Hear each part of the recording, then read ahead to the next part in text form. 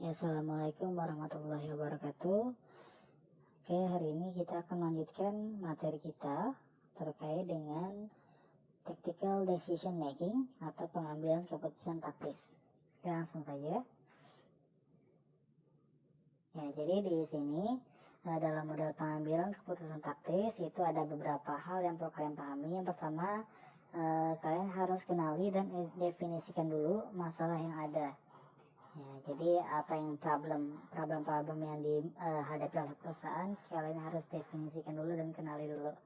Kemudian baru identifikasi setiap alternatif dari berbagai solusi yang layak atas masalah tersebut, serta eliminasi alternatif yang secara nyata tidak layak. Nah, jadi setelah kalian mengenali dan mendefinisikan masalah yang ada, baru kalian identifikasi alternatifnya. Baru dari alternatif tersebut cari solusi yang paling layak atau dalam ini yang paling tepat, ya, solusi paling tepat atas masalah tersebut, dan kalian hapus alternatif yang tidak tepat atau tidak bermanfaat bagi masalah tersebut. Kemudian identifikasi biaya dan manfaat yang berkaitan dengan alternatif yang layak tersebut. Nah, jadi setelah kalian dapat solusinya nih, beberapa solusi, misalnya dari 4 solusi kalian pilih 2 solusi yang paling layak, kalian harus identifikasi dulu biaya dan manfaatnya, mana yang paling kecil biayanya pastinya, dan mana yang paling besar manfaatnya atau yang paling mempengaruhi atau yang menjadi solusi yang paling terbaik, ya, untuk permasalahan yang kalian hadapi. Kemudian hitung total biaya dan manfaat yang relevan dari setiap alternatif. Nah, itu ya, menghitung biaya yang relevan dan manfaat yang relevan. Baru nilai faktor kualitatifnya. Setelah kalian hitung biaya dan manfaat, itu kan faktor kuanti, ya, faktor yang bisa dihitung kuantitatif. Baru setelah itu kalian menilai, ya, atau mengidentifikasi faktor kualitatifnya. Nah, karena dalam suatu kegiatan atau perencanaan, ya, itu pasti ada faktor kuantitatif dan faktor kualitatif yang mempengaruhi keputusan dari manajemen. Kemudian pilih alternatif yang memberikan manfaat paling besar atau yang paling signifikan. Nah, jadi itu dalam pengambilan keputusan taktis kita harus melewati beberapa langkah-langkah ini untuk bisa mengambil keputusan yang tepat bagi setiap permasalahan yang dihadapi oleh perusahaan. Selanjutnya biar relevan. Nah, jadi dalam hal ini kita harus paham dulu apa itu yang dimaksud dengan biar relevan. Ya, jadi biaya relevan merupakan biaya masa depan yang besarannya berbeda pada setiap alternatif. Untuk menjadi relevan, suatu biaya tidak hanya merupakan biaya masa depan, tapi juga harus berbeda dari alternatif dengan alternatif lainnya. Nah, jadi yang namanya biaya relevan adalah biaya yang akan muncul di masa yang akan datang atas suatu alternatif yang akan kita pilih, yang dimana itu akan pastinya berbeda-beda untuk setiap alternatif yang ada, seperti itu. Nah, jadi biaya itu dikatakan relevan kalau memang dalam hal ini terjadi masa yang datang dan itu berbeda dari satu alternatif dengan alternatif yang lainnya, seperti itu. Nah, jadi itu maksud biaya. Jadi biaya yang kita keluarkan untuk alternatif yang kita pilih pada masa sekarang, seperti itu. Nah, kemudian sumber daya fleksibel atau flexible resources. Jadi yang dimaksud dengan sumber daya fleksibel adalah sumber daya yang dapat dibeli atau diperoleh seperlunya dengan mudah dan selalu ada saat dibutuhkan. Contohnya itu misalnya listrik yang digunakan untuk mesin produksi, di mana listrik di sini merupakan sumber daya yang diperoleh karena akan digunakan dan dibutuhkan untuk proses produksi.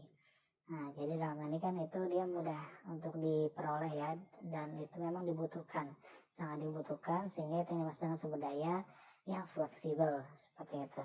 Nah, jika aktivitas produksi berubah karena suatu alternatif, ya, maka kebutuhan akan sumber daya listrik akan berubah pula, dan itu relevan dengan keputusan yang dipilih.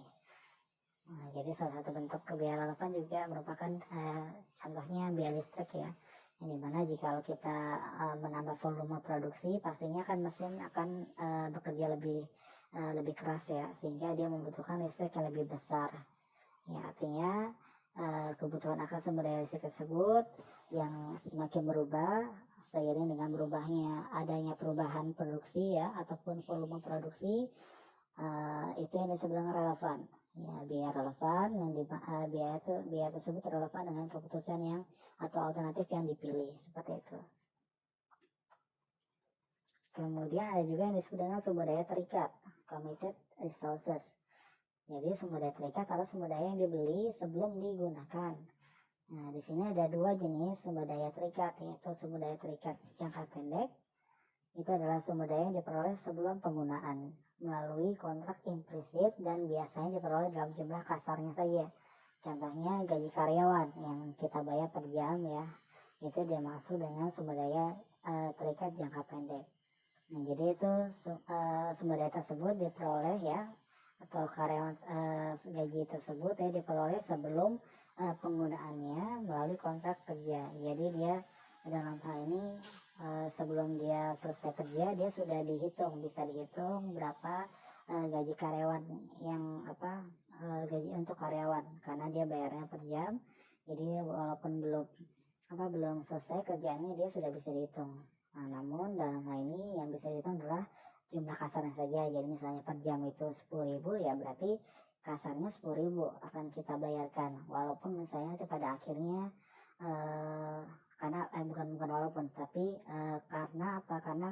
kenapa cuma kasarnya saja, karena nanti pada akhirnya itu bisa saja tidak 10.000 yang kita bayarkan. Jadi misalnya dia kerjanya 1 jam, harusnya ternyata dia kerjanya cuma setengah jam ya, sehingga kita kurangin itu ya. Jadi dalam hal ini sumber daya terikat itu yang bisa kita hitung dalam jumlah kasarnya saja. Kemudian ada yang disebut dengan sumber daya terikat untuk beberapa periode, adalah sumber daya yang diperoleh di muka untuk kebutuhan produksi selama beberapa periode sebelum tingkat kebutuhan sumber daya sesungguhnya itu diketahui. Nah, jadi contohnya menyewa atau membeli gedung kantor ya. Nah, jadi pada saat kita menyewa atau membeli gedung kantor itu kan pasti bayar di muka tuh, bayar di muka untuk kebutuhan produksi selama beberapa periode. Jadi kita bayar di muka di depan. Jadi sebelum kita gunakan gedung kantor tersebut kita sudah bayar, sehingga kita bisa menghitung berapa sumber daya yang terikat atas gedung kantor yang kita sewa atau kita beli tersebut. Nah, jadi itu sumber daya terikat ada 2. Oke, contoh penerapan biaya relevan pada berbagai keputusan manajemen itu misalnya keputusan membuat ataupun membeli ya. Membuat atau membeli. Misalnya nih ada contoh Swiss Company memproduksi sendiri salah satu komponen yang digunakan untuk produk printernya. Jadi Swiss Company dia produksinya printer, dan dia ada satu komponen yang dia produksi sendiri juga. Nah, setiap tahunnya pabrik harus memproduksi 10.000 unit komponen. Namun ternyata ada penawaran dari perusahaan lain yang juga memproduksi komponen sejenis. Nah, perusahaan tersebut menawarkan harganya 4,75 per unit. Nah, jadi untuk komponen tersebut ada perusahaan atau supplier lain yang menawarkan dengan harga 4,75 per unit. Nah, sementara si Swiss Company ini dia butuh 10.000 unit komponen setiap tahunnya. Nah, jadi di sini apakah Swiss Company harus membeli atau membuat sendiri komponen tersebut? Ya, jadi pertama kita harus mengetahui dulu total biaya per unit jika kita membuat sendiri ya. Di sini kita coba klasifikasikan dulu biaya-biaya apa saja yang kita perlukan untuk membuat komponen tersebut. Jadi misalnya ada sewa peralatan, penyusutan peralatan, bahan baku langsung, harga langsung, overhead, variabel dan tetap umum. Nah, jadi dalam hal ini untuk sewa peralatan misalnya dia butuh $12.000 ya, dia peralatan nyewa dan dia biaya sewanya 12.000 per tahun, $12.000 per tahun, sehingga biaya per unitnya adalah 1,20. Nah, dapat dari mana? 1,20 itu adalah dari 12.000 dibagi 10.000 ya. Karena apa? Karena dia memproduksi 10.000 unit komponen ya kan. Nah, sehingga biaya per unitnya itu 1,20. Kemudian penyusutan peralatan $2.000 itu 0,20 ya dibagi 10.000. Kemudian bahan baku langsung 10.000 sehingga biaya per unitnya $1. Dana kerja langsung 20.000 per unitnya $2. Overhead variabel 8.000 per unitnya 0,80, dan overhead tetap umum 30.000 dengan biaya per unit $3.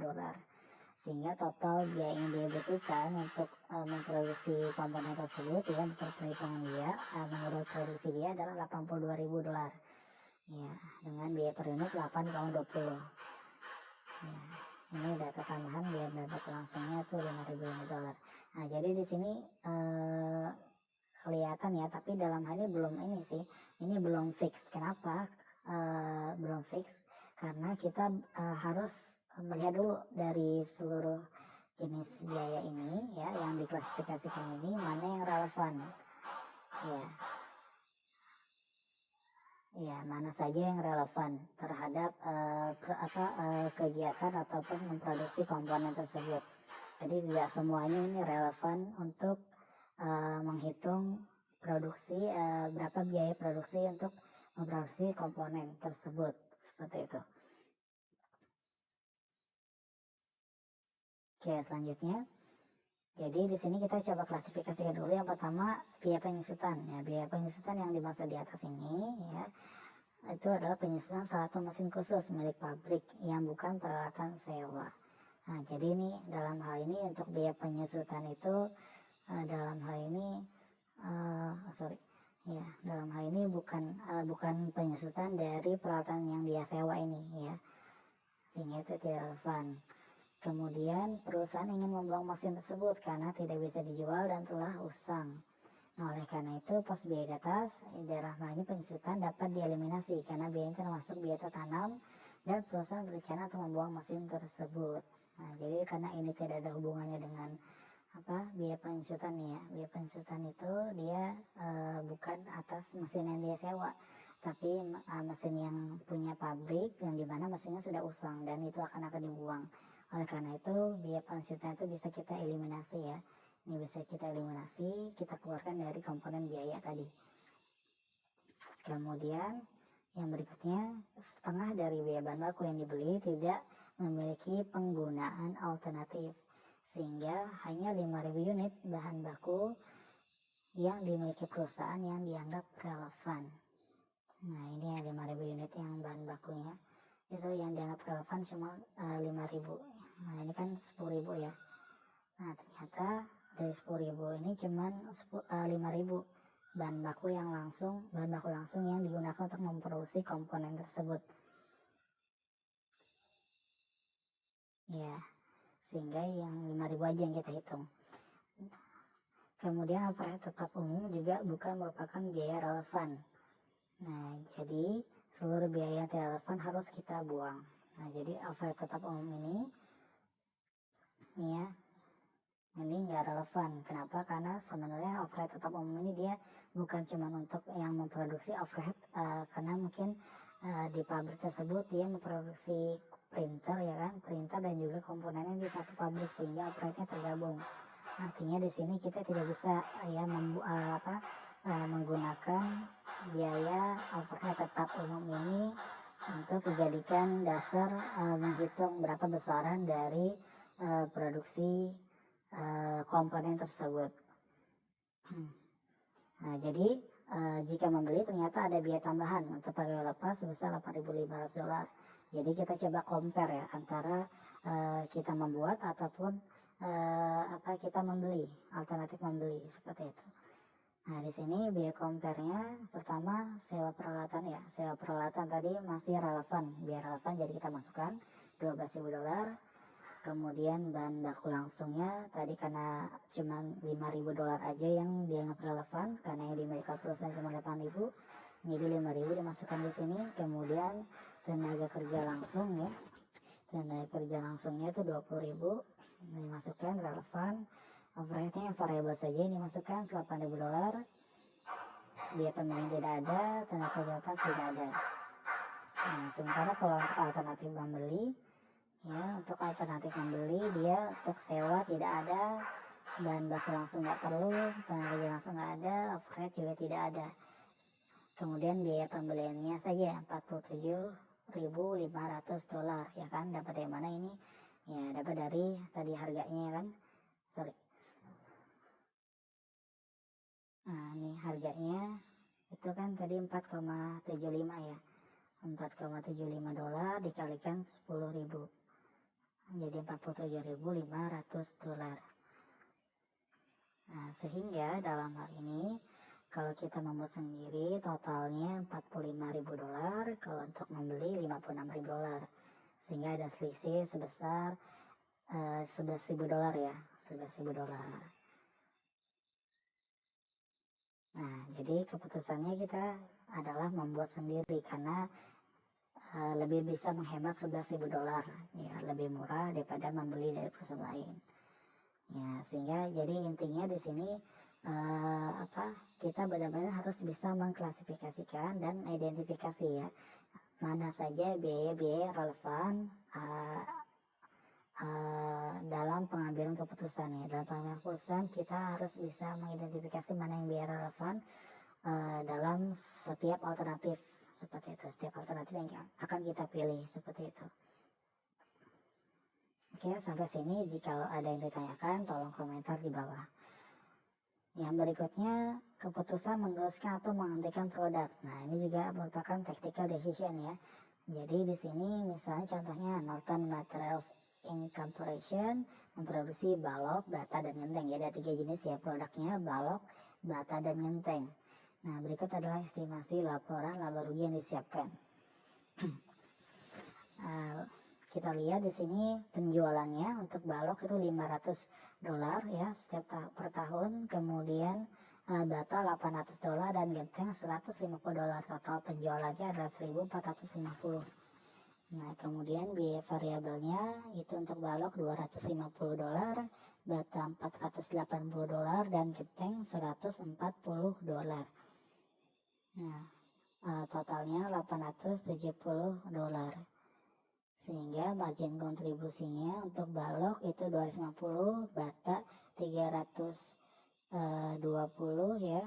Nah, ini genteng kayaknya ada salah deh. Oh ini ya, ini harusnya 30 sebentar.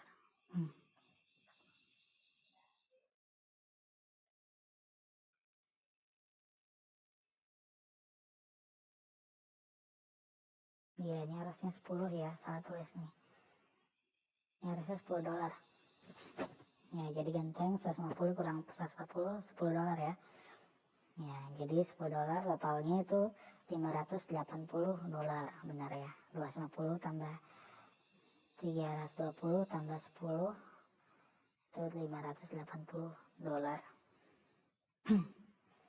Nah, berikutnya ada beban tetap langsung yang dikeluarkan oleh perusahaan setiap tahunnya. Iklan $10 untuk bata, balok, bata, dan genteng sama $10. Kemudian gaji untuk pegawai yang produksi balok digaji $37, untuk bata $40 dan genteng $35. Totalnya $112. Penyusutan di sini misalnya penyusutan mesin ya, penyusutan mesin untuk memproduksi balok itu $53, bata $40 dan genteng $10. Totalnya $103. Sehingga total beban tetap langsungnya untuk balok itu $100, bata $90 dan genteng $55. Sehingga total seluruhnya untuk biaya beban tetap langsung $245. Nah, margin segmennya 250 ya, ini dapat dari sini 250 dikurangi 100 jadi 150, kemudian 320 dikurangi 90 jadi 230. 10 nih ya, 10 dikurangi 55 jadi minus 45, sehingga ini totalnya semuanya jadi $335. Kemudian ada beban tetap umum $125 ya, jadi beban tetap umumnya adalah untuk secara total ya untuk ketiga jenis produk ini. Nah, sehingga laba operasional menjadi $210. Nah, dari data di sini kita lihat ya, terlihat mana yang harus dihentikan, mana yang diteruskan. Nah, ternyata di sini Nah, di sini coba kita compare ya untuk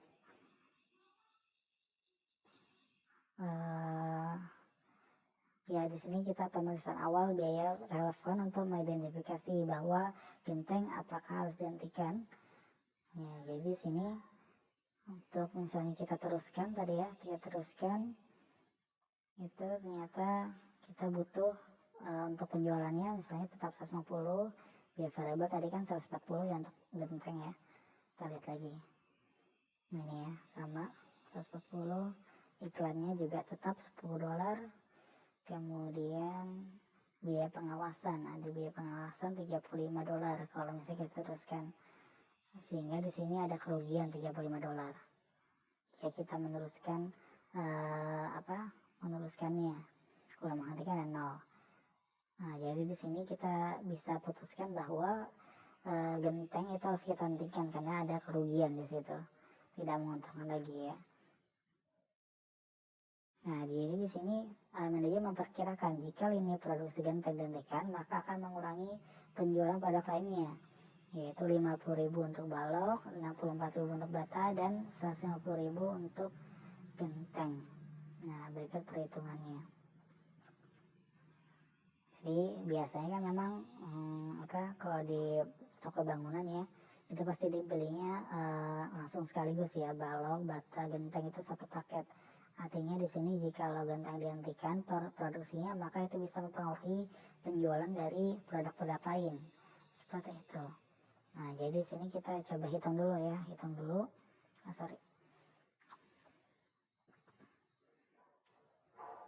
Nah, jika kita meneruskan, ini yang dari data yang ini ya, dari sebelah ya.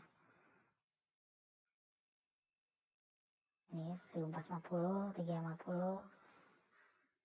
Ini dapat dari sini. Ya, terus ini biayanya tetap sama, cuman tadi perbedaannya ada biaya pengawasan di situ.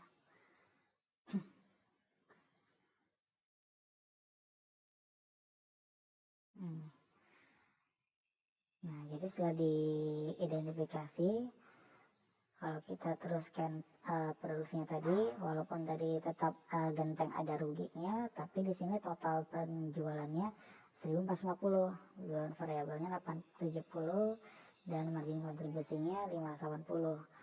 Nah, biaya iklannya tetap minus 20, dan ada biaya pengawasan, tambahan biaya pengawasan 112. Jadi totalnya kita masih ada keuntungan $438. Sementara kalau kita menghentikan, ini akan berkurang kan, 1.186 saja. Nah, jadi tadi dari hitungan yang tadi ya,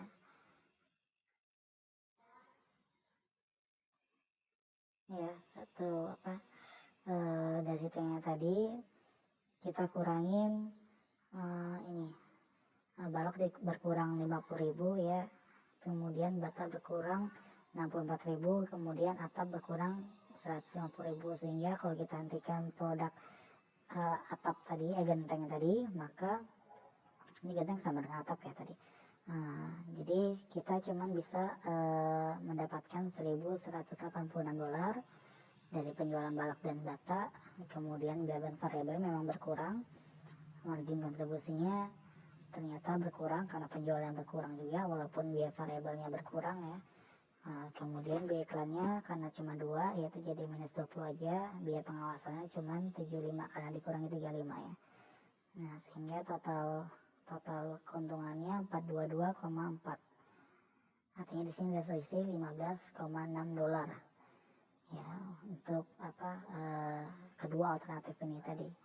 Artinya di sini ternyata dengan kita meneruskan produk genteng, walaupun tadi ada kerugian sedikit ya, ternyata itu bisa tetap lebih menguntungkan ya daripada kita harus menghentikannya. Kenapa hal tersebut terjadi? Karena memang ya ini terutama karena di toko bangunan tadi ya, kalau kita beli balok pasti beli bata juga, pasti juga beli genteng, seperti itu. Sehingga kalau genteng dihentikan, maka konsumen juga pasti akan mikir-mikir untuk beli lebih banyak ya, seperti itu. Sehingga itu akan mempengaruhi penjualan balok dan bata akan menurun. Nah, setelah kita hitung-hitung, ternyata dengan kita meneruskan, walaupun tadi genteng rugi sedikit ya, tetap itu lebih menguntungkan daripada kita harus menghentikan produksi genteng, dan itu akan berimplikasi menurunnya penjualan produk lainnya seperti itu. Nah, jadi di sini tergantung ya, jadi tergantung dari perhitungan biaya relevannya terkait dengan keputusan untuk meneruskan ataupun menghentikan produk. Tentu saja juga kita harus mempertimbangkan ya terkait dengan faktor kualitatifnya. Jadi kayak contohnya kayak gini kan yang untuk bangunan ini ya, memang biasanya tadi pelanggannya itu pasti akan membeli paket gitu ya misalnya. Ya, tapi mungkin kalau untuk jenis produk yang lain mungkin akan berbeda kasusnya ataupun penerapannya. Ya, sehingga data hitungan ini dan juga data kualitatif itu penting untuk dasar kita manajer ya sebagai untuk pengambilan keputusan seperti itu agar tidak merugikan perusahaan. Oke, selanjutnya keputusan pesanan khusus. Nah, misalnya nih sebuah perusahaan es krim sedang memproduksi 80% dari 20 juta galon kapasitas produksi normalnya. Perusahaan lalu menerima pesanan untuk pembelian 2 juta galon es dengan harga 1,55 per galon.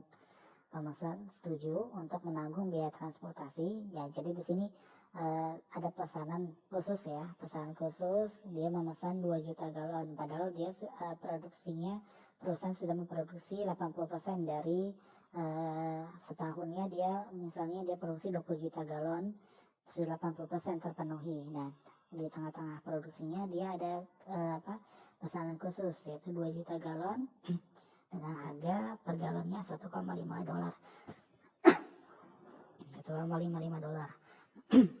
Di sini pemesan setuju untuk menanggung biaya transport. Selain itu juga biaya komisi dapat dieliminasi karena pemesanan langsung berhubungan dengan perusahaan. Jadi biasanya kalau perusahaan memesan ada customer itu memesan, dia harus ada pihak tiga dulu. Jadi pihak tiga yang akan menghubungkan ke produsennya. Tapi ternyata di sini customer langsung ke produsen sehingga kita bisa mengeliminasi yang namanya biaya komisi. Nah, pesanan ini sebenarnya berada di bawah harga normal. Nah, jadi normalnya dijual $2 per galon, tapi di sini dia cuman dibayar $1,55 per galon. Nah, namun di sini bisa aja menguntungkan. Ya, jadi kita harus bagaimana? Apakah perusahaan harus menerima ataupun menolak pesanan khusus tersebut seperti itu. Nah, sekarang kita hitung dulu ya. Kita hitung dulu biaya per unit jikalau kita memproduksi 1 galon produk tersebut. Nah, jadi misalnya nih ya, bahan susunya kita butuh per unitnya 0,70, gula, penyedap dan lain sebagainya, sehingga total biaya variabelnya ini bersifat variabelnya $1,5. Total biaya tetapnya fixnya itu setiap kita produksi 0,097 per unit. Jadi total biayanya itu 1,597. Harga jualnya $2. Jadi wajar ya. Karena kita HPP-nya 1,597, kita jual $2. Nah, jadi kita lihat apakah menguntungkan atau tidak. Pertama kita hapus dulu biaya yang tidak relevannya. Biaya komisi kita hapus ya, karena tidak ada komisi, biaya komisi tidak ada. Kemudian di sini kita lihat ya untuk dalam hal ini yang kita hapus itu biaya komisinya 0,02, kemudian distribusi tidak ada karena kan dia langsung mengambil ke tempat kita dan dia nanggung biaya angkutnya. Kemudian biaya tetapnya tidak ada juga ya, karena dalam hal ini dia menanggung biaya tetapnya, biaya angkut ya, biaya angkutnya dia nanggung, sehingga tidak kita hilangkan juga itu yang tidak relevan. Ternyata di sini selisihnya ada 0,10 ya. Setelah kita hitung yang relevan jadi sisa 1,45. Kalau kita memproduksi jadi sama 1,45. Dia tawarkan kan, si konsumen nawarkan 1,55, kita produksi HPP-nya 1,45. Nah, sehingga di sini ada keuntungan selisih biaya 0,10. Nah, artinya kita harus menerima pesan khusus tersebut karena itu akan lebih menguntungkan sebesar $200.000 atau 0,10 dikalikan 2 juta galon ya, 2 juta unit galon seperti itu. Ya, sehingga di sini lagi-lagi kita harus mempertimbangkan ya mana biaya yang relevan, mana yang tidak. Nah, kalau misalnya tadi ternyata si customer itu tidak mau menanggung biaya transportnya ini, ya pasti akan sedikit berbeda ya. Nah, kalau misalnya ini dia tidak menanggung, ini biaya transport tidak menanggung, ya yang membedakan apa? Nah, jadi sini yang akan membedakan adalah biaya tetapnya. Biaya tetap akan tetap tertulis 0,097. Nah, sehingga pasti itu akan mempengaruhi total biaya ini seperti itu. Nah, tapi ternyata karena di sini dia menanggung sendiri biaya transportnya, sehingga itu bisa kita eliminasi. Artinya total biayanya pasti akan lebih rendah. Ya, seperti itu. Yang berikutnya menjual atau proses lebih lanjut. Nah, ini contohnya misalnya Appletime Corporation adalah perusahaan di bidang pertanian yang menanam buah apel. Setiap petak tanah menghasilkan 1 ton apel. Di sini ada 3 jenis ya, ada 3 jenis apel yang diurutkan berdasarkan grade-nya atau kelasnya, yaitu ada grade A, grade B, dan grade C. Nah, setiap pohon perlu disemprot, disiram, dipupuk, dan dipangkas secara berkala. Perkiraan biayanya untuk semua aktivitas tersebut termasuk pemprosesannya ya, termasuk pada saat kita metiknya itu adalah $300 per ton per tahun. Nah, di sini ada usulan dari pemesan untuk proses lebih lanjut untuk apel jenis grade B dan grade C. Nah, di sini apakah perusahaan harus menerima usulan tersebut atau tidak? Nah, jadi intinya di sini dia grade-nya ada 3 nih, A, B, dan C. Nah, masing-masing itu total biaya untuk maintenance-nya ataupun perawatannya adalah $300 per ton per tahun. Nah, di sini ada usulan bagaimana kalau yang grade B dan C diolah lagi jadi misalnya kayak jadi sirup ataupun selai ya kan, selai apel atau sirup apel. Nah, apakah itu bisa menguntungkan bagi perusahaan atau tidak? Nah, di sini kita harus menghitung lagi ya, membandingkan apakah kita harus menjual langsung atau kita bisa produksi lebih lanjut seperti itu. Oke, kita coba klasifikasi dulu ya. Titik pemisahannya ada 3 di sini, grade A, grade B, dan grade C. Karena tadi yang diketahui adalah biaya gabungan, $300.000 ini adalah biaya total keseluruhan ya untuk ketiga jenis grade apel tadi. Nah, sehingga kita harus pisahkan dulu nih. Untuk biaya gabungan tadi $300. Untuk grade A misalnya dia bisa menghasilkan 800 pounds. Ya, setiap tahun harga jualnya $0,40 per pounds. Jadi kalau untuk grade A kan gak ada masalah ya, karena di sini langsung dijual. Yang diusulkan untuk diproses kan yang B dan C. Jadi ini kita harus hitung. Nah, grade B itu 600 pound. Kalau kita produksi lebih lanjut itu bisa jadi 120 kantong dengan biaya per kantongnya 0,05 dan akan dijual $1,30 per kantong ya, per pocket atau per misalnya kalau selai per kaleng ya, seperti itu. Nah, sementara untuk grade C jadi saus apel itu 500 kaleng bisa jadinya, dari 600 pound tadi bisa jadi 500 kaleng, dimana satu kalengnya itu butuh 16 ounce apel grade C. Biayanya per ounce 0,10 dan dijual $0,90 per kaleng. Nah, baru kita hitung dulu ya pendapatannya dari selai apel ya. Ya, di sini untuk proses lebih lanjut itu bisa dapat $450.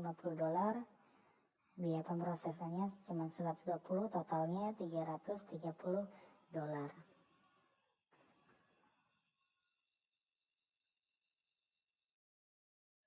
Ya, kalau di sini proses lebih lanjut ya. Dapat dari mana 450? Dapat dari ini. Ya, ini 0,40 dikalikan 800 pounds, kemudian ini 1,30 dikurangin ini dikalikan ini dikurangin ini dikalikan ini, ya dapatnya 450 dolar. Biaya prosesnya itu biayanya ini ya 0,05 dikalikan ini, kemudian 0,10 dikalikan 500, itu jadi 120. Kalau kita jual langsung kita cuma dapat ini lagi cuma dapat 150 dolar. Nah, misalnya itu ya hitungannya. Sehingga di sini selisihnya ada 180 dolar total selisihnya antara kita proses lebih lanjut atau kita langsung jual. Nah, jadi dari hitungan atas bahwa kita ketahui bahwa jika proses lebih lanjut maka perusahaan akan mendapatkan laba lebih besar, yaitu 180 dolar seperti itu. Ya, jadi artinya kita harus menerima usulan untuk memproses lebih lanjut apel grade B dan grade C seperti itu. Oke, kalau ditanyakan tolong komentar di bawah ya. Oke, yang berikutnya metode penetapan harga. Di sini ada dua pendekatan yang dapat digunakan untuk manajemen dalam menetapkan harga suatu produk, yaitu pertama penetapan harga berdasarkan biaya, cost based pricing. Di sini kebanyakan perusahaan menghitung biaya produk dan menambahkan laba yang diinginkan di muka dengan melakukan markup. Pendekatan ini menetapkan biaya terdiri dari biaya dasar dan biaya markupnya untuk menetapkan suatu produk. Ya, jadi di sini dalam metode cost based pricing kita harus kita harus menetapkan dulu laba yang kita inginkan berapa. Baru sebelum produk kita dijual, untuk menetapkan harga jualnya kita markup harga barangnya sesuai dengan laba yang kita inginkan seperti itu.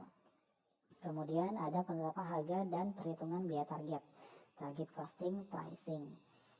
Nah, suatu metode penentuan biaya produk atau jasa berdasarkan harga target yang bersedia dibayar oleh pelanggan. Hal tersebut sering dilakukan atau sering disebut juga perhitungan biaya berdasarkan harga atau price driven costing.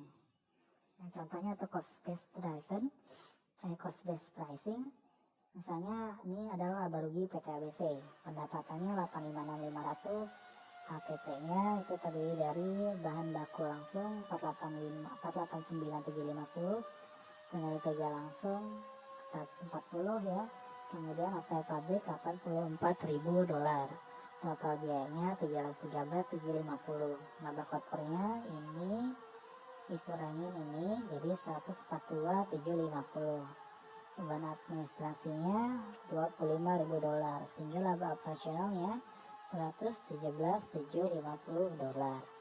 Jadi ini untuk yang cost based pricing ya, contohnya.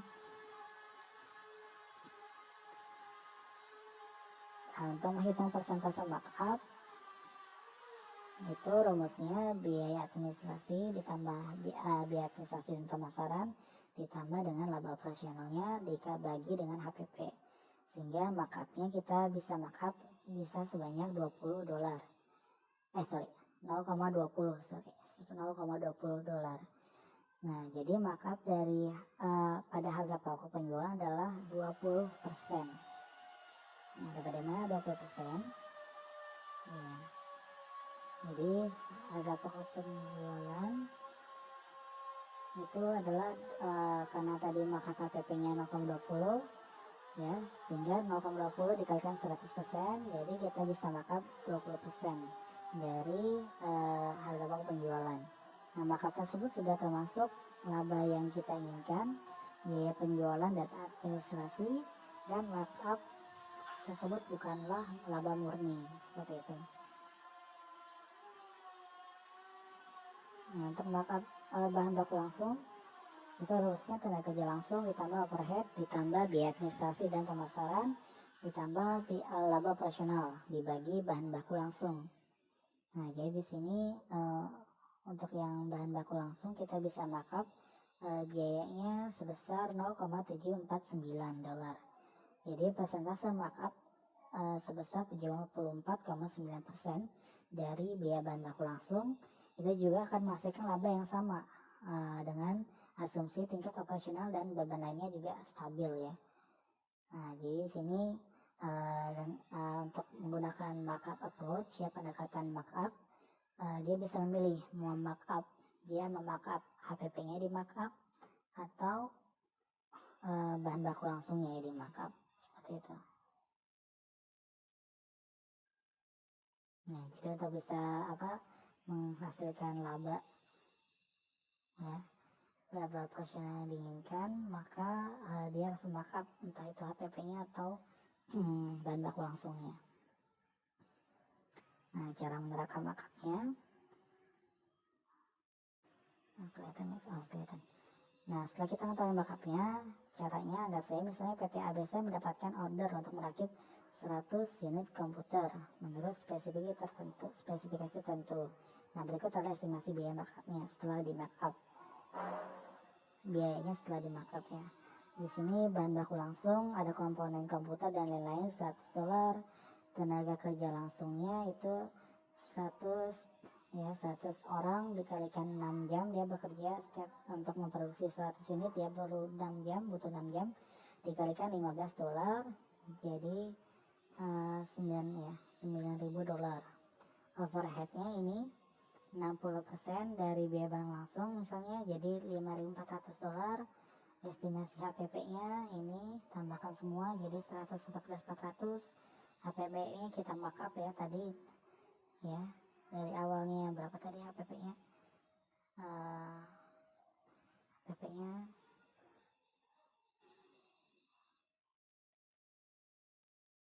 ini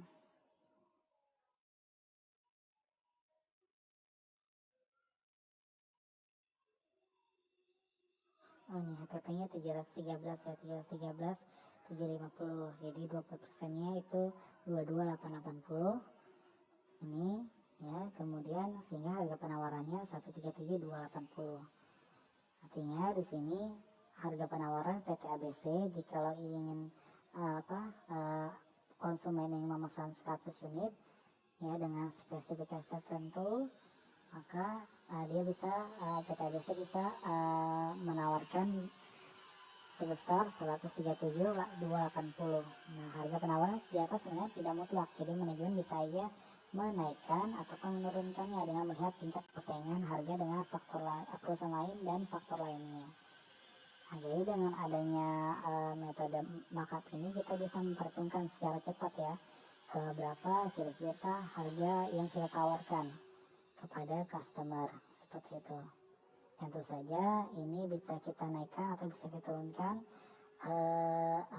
berdasarkan berbagai pertimbangan. Misalnya harga, kalau misalnya dia buat di tempat lain cuma 137.000, sementara dari kita 137.280, jadi kita bisa aja sih menurunkan lagi sedikit, toh masih tetap untung ya, walaupun untungnya berkurang, seperti itu.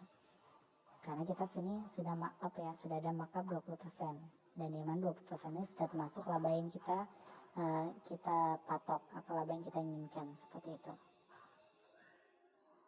Nah, kemudian aspek hukum dalam penetapan harga. Di sini ada beberapa aturan hukum yang harus dipatuhi setiap perusahaan menetapkan harga untuk melindungi customer dan juga agar karena bisnis ilegal itu marak terjadi. Nah, di sini ada